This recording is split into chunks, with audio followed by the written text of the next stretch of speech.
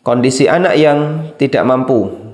Jika dia tidak mampu karena kekurangan, dia sudah bekerja atau dia tidak mampu bekerja, sehingga dia dalam kondisi sebagai orang yang miskin, maka orang tua tidak boleh memberikan zakat kepadanya untuk memenuhi kebutuhan pokoknya.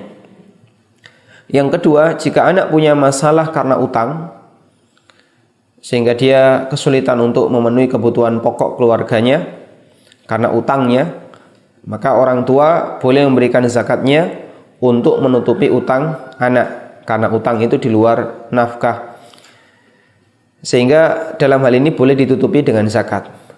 Kesimpulannya bahwasanya zakat itu tidak diperbolehkan digunakan untuk menutupi kewajiban memberikan nafkah dari orang tua ke anak maupun dari anak kepada orang tua. Sehingga kalau misalnya orang tuanya nggak mampu dan dia tinggal bersama anaknya, maka sang anak wajib memberikan nafkah kepada orang tua. Maka nafkah seperti ini tidak boleh diberikan dari zakat. Ibnu Qudamah rahimahullah mengatakan, fa innal umma tajibu nafaqatuha wa yajibu 'alaiha an tunfaqa 'ala waladiha idza lam yakun lahu abun, wa bihadza qala Abu Hanifah wa Syafi'i. Bahwasanya ibu itu wajib untuk diberi nafkah, dan ibu juga wajib memberikan nafkah kepada anaknya ketika anak ini tidak punya bapak, seorang anak yatim misalnya. Wa bihadza qala Abu Hanifah wa Syafi'i, dan ini merupakan pendapat Abu Hanifah dan Asy-Syafi'i. Baik, sampai di sini keterangan yang disebutkan dalam fatwa Syabakah Islamiyah terkait hubungan antara orang tua dengan anak, kapan boleh memberikan zakat kepada anak dan kapan tidak boleh memberikan zakat kepada anak. Berikutnya untuk menantu.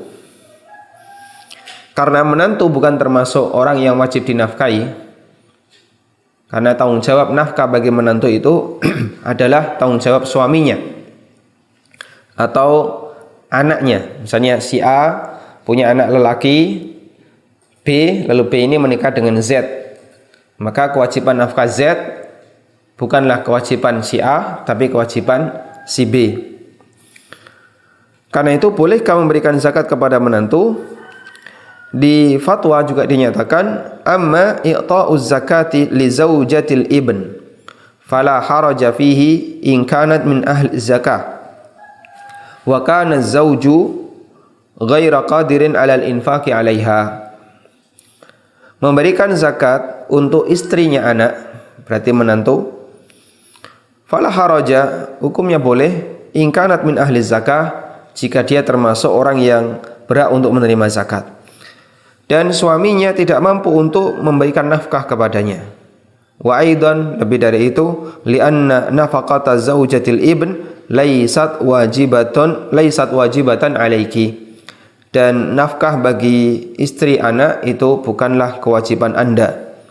Anda di sini adalah seorang ibu yang bertanya dan menyampaikan pertanyaannya melalui Syabakah Islamiyah, sehingga fatwa di sini dikasih judul hukmu i'ta'il ummi zakataha li zaujati ibniha. Hukum seorang ibu memberikan zakatnya kepada menantunya. Dan di sini ditegaskan hukumnya diperbolehkan. Sehingga kemarin yang kita sampaikan dengan jawaban masih menggantung, walhamdulillah kita bisa mendapatkan keterangan di sini bahwasanya hukumnya diperbolehkan memberikan zakat kepada menantu. Dan untuk anak di sana ada rincian sebagaimana yang tadi kita sampaikan. Kemudian terkait zakat pertanian lahan sewa, disebutkan dalam banyak keterangan sebagaimana yang disebutkan oleh Ibnu Qudamah dalam kitabnya Al-Mughni, bahwa yang berkewajiban untuk bayar zakat adalah yang memiliki tanaman. Yang berkewajiban untuk bayar zakat adalah pemilik tanaman, bukan pemilik tanah. Ibnu Qudamah mengatakan, man istajara ardan fazara'aha fal ushru alaihi duna malikil ardi. Wa bihadza qala Malikun wa Thawri wa Syarik wa Ibnu Mubarak wa Syafi'i wa Ibnu Mundhir. siapa yang menyewa lahan lalu dia tanami, maka kewajiban membayar zakat menjadi kewajibannya.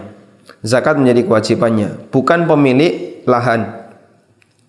Dan ini merupakan pendapat Imam Malik, Ats-Tsauri, Imam Syarik, Ibnu Mubarak, Abdullah bin Mubarak, dan beberapa ulama yang lainnya termasuk Imam Syafi'i, Ibnu Mundir, dan yang lainnya.